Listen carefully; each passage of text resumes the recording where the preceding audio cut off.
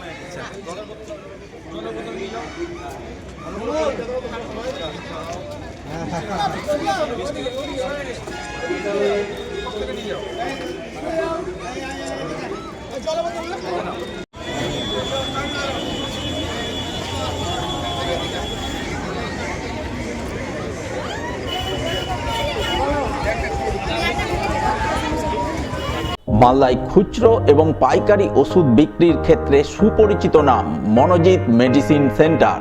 এখানে আপনি পাবেন মালদা, দুর্গাপুর, কলকাতা, ব্যাঙ্গালোর, চেন্নাই, হায়দ্রাবাদ, ভেলোরের ডাক্তারের সমস্ত ওষুধ একেবারে ন্যায্য সুলভ মূল্যে। রয়েছে বিশেষ ডিসকাউন্ট, হোম ডেলিভারি এবং ফ্রিতে প্রেসার মাপার সুব্যবস্থা। তাহলে আর দেরি কেন? আজই চলে আসুন মনোজিৎ মেডিসিন সেন্টার, চার্চপল্লী, রথবাড়ি সাবওয়ের পাশে, মালদা।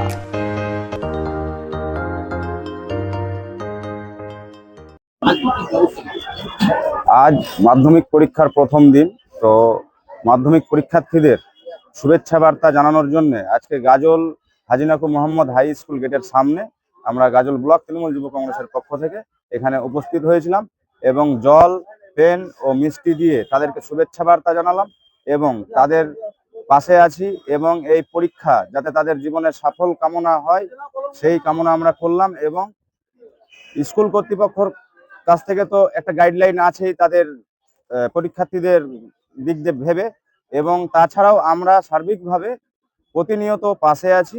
ওদের পরীক্ষার্থীদের যে কোনো সমস্যা হলে, গাড়ি ঘোড়া থেকে শুরু করে যদি যাতায়াতের অসুবিধা হয় এবং শারীরিক কোনো অসুস্থতা বোধ করে, তার জন্য আমরা প্রতিনিয়ত গাজল ব্লক তৃণমূল যুব কংগ্রেস এইখানে উপস্থিত থাকব এবং তাদেরকে সহযোগিতার হাত বাড়িয়ে দেব। আজ আমরা ছাত্রদের হাতে, মানে যারা আজকে মাধ্যমিক পরীক্ষার্থী ক্যান্ডিডেট আছে, তাদের হাতে আমরা একটি করে জলের বোতল, পেন ও মিষ্টি মুখ করালাম এবং তাদের পরীক্ষার শুভকামনা করলাম।